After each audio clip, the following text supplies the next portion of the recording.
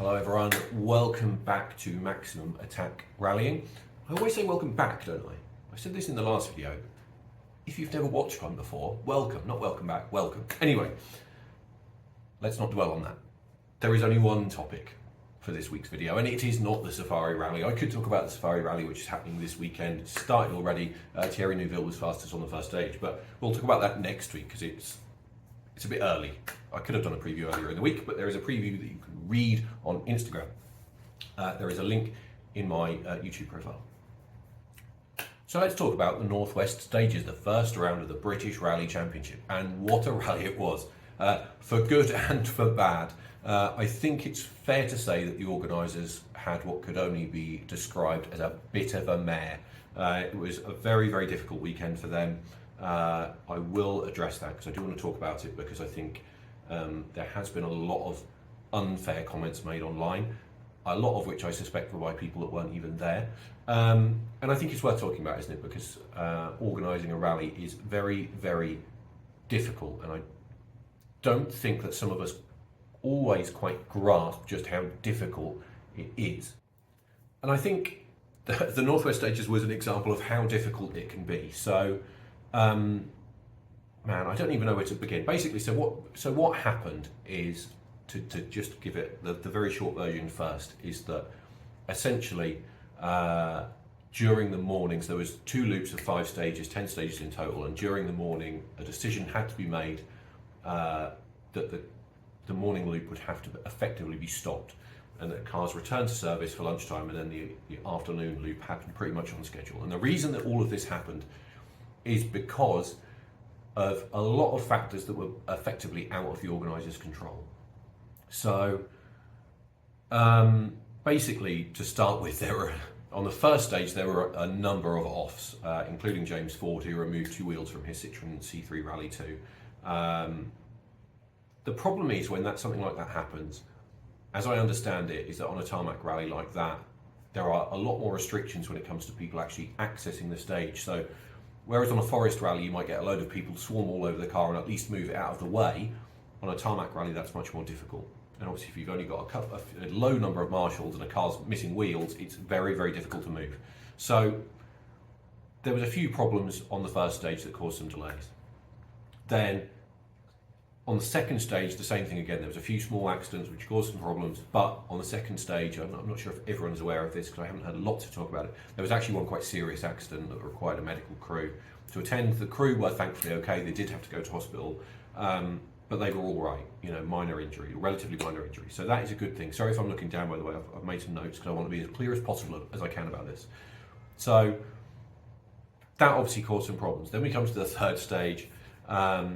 And essentially there was an issue was raised, and a police motorcyclist had to go into the stage to investigate. There's been lots and lots of rumours about this, but basically the organisers had to send a police dispatch rider into the stage to investigate.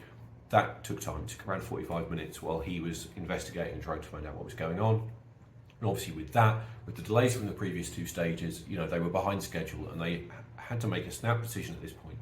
There was no way that they were going to make up the time that they had lost in the morning that would allow everyone to run through all of those stages. So, to their credit, they said, right, we have to draw a line under this.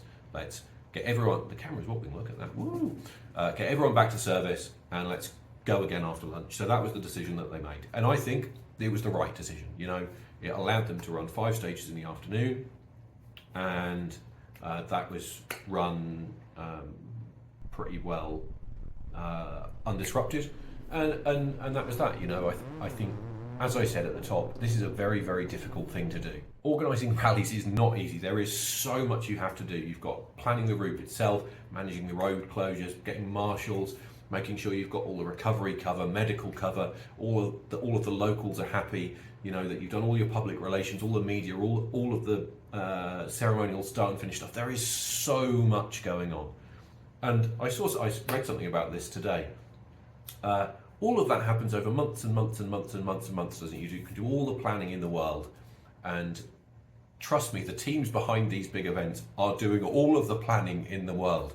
But unfortunately, when it comes to the rally itself, when everything's going on, you can have to make a decision that can changed the whole day in 5 seconds. So I've seen a few people online complaining about, things that happened and saying how difficult it was. I mean, it was difficult, but I think you have to put yourself in the position of the organisers.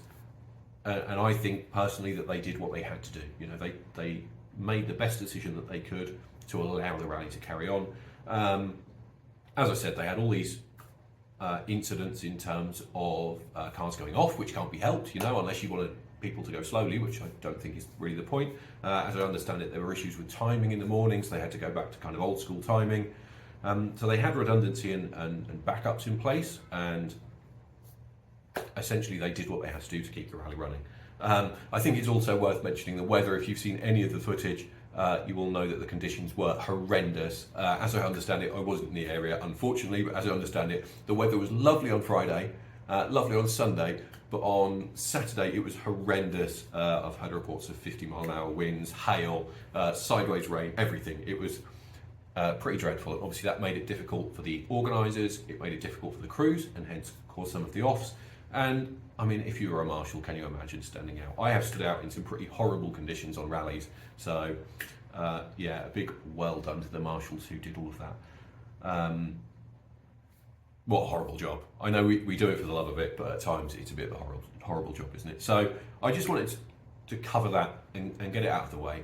I've spoken to some of the team, and I just wanted to be clear about what actually happened to, if you don't really understand what happened. That's kind of what happened in the morning. As I said, they went back to service. In the afternoon, they ran at 30 seconds intervals instead of a minute. So they kind of I think they got to about within 30 minutes, half an hour of where they should have been in terms of the schedule. And for the fans who were watching in the afternoon, that meant, seeing cars at 30-second intervals was even better, wasn't it? Because you got to see the cars even more quickly. So while I understand it was frustrating, as I understand it, most of the crews were happy and understanding of what happened. But for anyone that said anything rude online, just put a sock in it. This is a really, really difficult job. And I think while I'm sure they will learn lessons and try to make changes, if they can reduce some of the risk of a repeat of any of this, I think we just have to remember that this is an extremely, extremely difficult job that they do, and I think they deserve huge credit for getting back on track and and giving the first 2 stages counted. I know not everyone got to go through them, so or the first 3 stages, sorry, and obviously the 5 stages ran in the afternoon. So to get that much of the mileage in with all those issues, I think they deserve credit for that. Anyway, let's not talk about that stuff anymore. Let's talk about the action, because that's what we're all here for, isn't it? And why wasn't there lots of action? Let me bring up the results just to remind myself. I keep looking down. This is the second video in a row where I've looked down. I'm not sorry, because I want to have the numbers in front of me. So you don't need me to tell you right now, he says, finding the last stage results, that Chris Ingram won the rally. Very good performance. I think for me, I'm not going to say it was unexpected, because I expected Chris to win. And the level that he has competed at recently, he should be quicker than anyone, shouldn't he? He competes at WRC2 level, so you would hope with career progression and a ladder of opportunity that we always want to see in rallying, that the guy who competes in WRC2 should be quicker than the BRC regulars. And it was a good performance from Chris. I've heard people who were stage side say that he was visibly quicker and visibly more committed than anyone, so that's really good. Great to see his co-driver Alex Kirani win as well, because I think, having had a chat with a few people, I think he is the first American to ever win a BRC round. So well done, Alex. That is also great to see. And I think they deserve credit, for being flat chat, and also we have to remember that the Polo that they were in it's an old car, isn't it? That's an old car now. So to be up against the latest Rally 2 machinery and come out on top is very, very good. I think for everyone else that should be a bit of a worry, because obviously when Chris moves into the new car, the Toyota, he could go even faster, couldn't he? So that's something to look forward to. Second place was William Crichton, who I also think deserves really a lot of credit. So he was fastest on the last 2 stages, and I think overall the big picture for William looks really good right now. So not only did he finish second at the Northwest, he'd just come off the back of a podium at West Cork in Ireland, and we have to remember that for William, this is his first proper season in a Rally 2 car. So for him to jump into that car, be on that pace, really impressive, really impressive. I think for me, that was probably the driver of the rally. You know, I think that was probably the performance of the weekend. He has shown that he is right there. So that is going to be really interesting to see how he develops over the course of this season, isn't it? Third place, Marion Evans and Jonathan Jackson. That is also a really good result. Obviously, it's a great result for the Castrol MEM rally team because they had a car in first place and in third place. Great, obviously, as I said previously, to see the Yaris competing in the UK. I'm really pleased about that. Great to see it in that awesome Castrol colour scheme. Looks great, sounds great. Best looking Rally 2 car. Well done, Marion Evans. And as I said, you know, once we've got Chris Ingram in one of those cars as well, that is going to be something to behold, isn't it?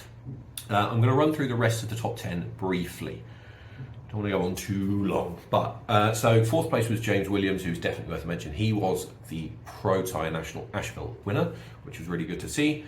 Good result also for Neil Roskill in fifth. Well done to him. Mark Kelly, who won the East Riding Stages, he was in sixth. I thought that was a good performance from him as well. He, for me, has definitely stepped up recently and is putting in some good results as an East Riding winner and is putting himself well in contention for the Pro Tyre Championship. In seventh is definitely worth talking about. So seventh place, and probably the most difficult weekend of everyone, was Keith Cronin. So obviously a lot of people thought that Keith would go well here. One in Galway, I think one in West Cork. Very good start to the year for him. Obviously he is desperately trying to win his fifth BRC title. And I think many would argue that he is the number one competitor to Chris Ingram. Unfortunately, he had almost as much of a nightmare as the organisers did. So he had car problems all day. I have seen someone say, someone I spoke to said that his car didn't sound that healthy. I know he had handbrake problems. I think he had a puncture at some point. So his morning was bad. He had a very bad morning, lost a lot of time. In the afternoon, he made the decision to go out on slick tyres, or cut slicks, I should say, which was a brave choice, which I applaud. I think it was probably worth the risk. You know, he thought, just chance it, I guess, you know, try and go out on a tyre that if it had improved, he would have had an advantage. But unfortunately, it didn't play out. The weather wasn't on his side, so that all went bad for him, unfortunately. Eighth place, Paul McKinnon. Ninth place, Hugh Brunton. And 10th, I also want to give a mention to 10th, was Oliver Mellors in the Proton. I thought, two things I want to mention about Ollie Mellors. Firstly, I thought he did a really good job to finish 10th in the Proton. You know, again, quite an old car now. Not a car that's had the same level of resources, obviously some of the cars near the sharp end. So for him to be in the top 10 was really good. And also I just wanted to mention the livery on that car. Didn't have a headline sponsor, so just went for a art livery. I can't remember the name of the artist now, please forgive me. But I just thought it was, you know, an interesting look. So well done to him. I think the other person worth mentioning in terms of the top runners who didn't actually finish the event is Ocean Price, who I probably feel more sorry for than anyone. So, oh, what a shame this was. So Ocean Price retired on stage 7 with mechanical problems.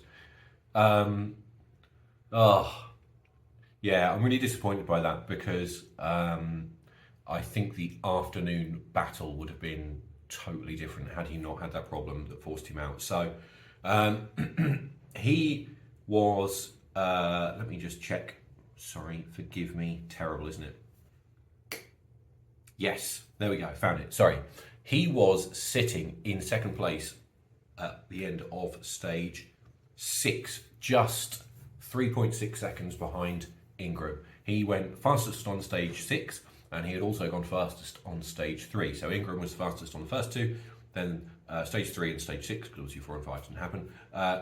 Price was quickest. So with that 3.6 second gap, and obviously Price setting 2 fastest times, it would have been fascinating to see how that battle had unfolded, wouldn't it? Would he have taken the fight to Ingram for the rest of the day? I don't know. Obviously, we don't know, you know, how much Ingram was pushing after he'd established that bit of a lead. But, you know, with Price nibbling away at him, he probably would have had to have pushed a bit more, and you just don't know what would have happened. What I will say, while it is a massive shame that Price did retire, it does set us up, doesn't it, for the rest of the season. I think, you know, got Rally Nuts stages next, which takes the teams into the Forest. into some very, very well-known Welsh stages.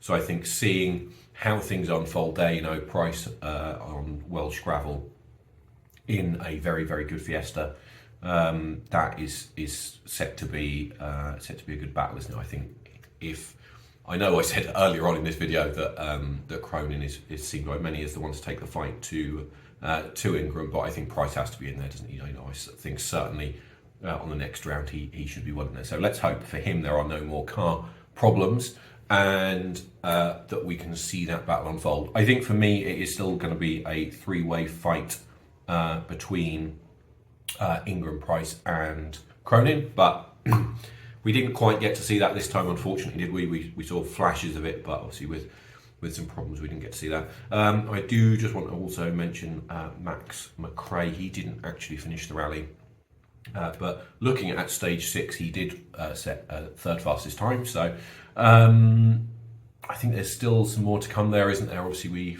this is only his third time driving a Rally 2 car. He did the Cambrian Rally and he did the McRae event at Knockhill, so obviously he doesn't have lots and lots of experience in this type of car, but it is good to see him in a Rally 2 car, and it is going to be fascinating to see how he develops over the course of the season, isn't it? So results wise, I think that is just about it, apart from I just want to give a mention to Callum Graffin. He won the Junior BRC in a Peugeot 208 Rally 4, and good job by him. 17 years old to be winning a Junior BRC event at 17 is quite something, isn't it? So yeah, I thought that was worth a mention. And again, it's going to be interesting to see how that plays out. Obviously, got some other interesting names in there. Robert Proudlock has moved up to a Peugeot Rally 4 car this year. That seems to be the car to have in terms of Rally 4 at the moment, I think, doesn't it? So it's going to be interesting to see how that plays out. But I think that's about it in terms of results. I am going to wrap this up, but I do just want to say, what an event. I know there was some drama, I know there was some disruption, but having watched plenty of footage now, the roads looked absolutely brilliant. Yes, the weather was dreadful, but there were some brilliant looking stages. So much mud on the road. It looked so challenging. So, I think from that perspective, what we're seeing, and I know this is, the Northwest Stages isn't the only one demonstrating this, but what we are seeing is some really brilliant closed road rallies in the UK right now, aren't we? So that is definitely something to be happy about. I think we're demonstrating that we have roads to match anyone, and we're with our challenging weather, and our roads are a bit like Ireland, aren't they? Very narrow and bumpy and difficult in places. So I think it's great to see some of those roads being used. I think any rally fan who drives around some of the UK's country lanes probably finds themselves thinking at times, oh, this would make a great rally stage. So it is fantastic, isn't it, to actually see that coming true and see some of those roads being used for rallying. So so I want to end this, as I say, by I know there were some challenges, but overall, I think the team did a really good job given what they faced. As I said, I know that they will review and discuss and obviously do anything they can to prevent things like that happening again. I think there were some communication issues with the public. I think that was probably one of the challenging things. I think it's worth noting though, even on that, if you have to remember, if you're on a stage and you see a marshal, that marshal probably doesn't know any more than you do, because most marshals don't have access to a radio. They can only get information from social media, or if they happen to be near a radio crew, they might be able to get some information, but most marshals won't have access to that. So I know it can be frustrating if you ask a marshal what's going on, they don't know, but unfortunately, just with the way rallying is spread out over a big area, it's very difficult for marshals to get hold of that information. So so as I said, really pleased that they got the event back on track. It wasn't perfect, but they did a good job in the circumstances. The BRC is back, and I think that is something to be very happy about. I can't wait for the next round. I'm going to make an early prediction and say that I think Price might win it. Welsh gravel, I fancy Price for that, but we'll see, won't we? So let's wrap it up there. Thank you very much for watching. Thank you all of you who subscribe and like, and it is creeping up slowly, so do please give me a follow and a subscription and a follow over on social media and share this with your friends and all that stuff. and I will see you again in the next episode.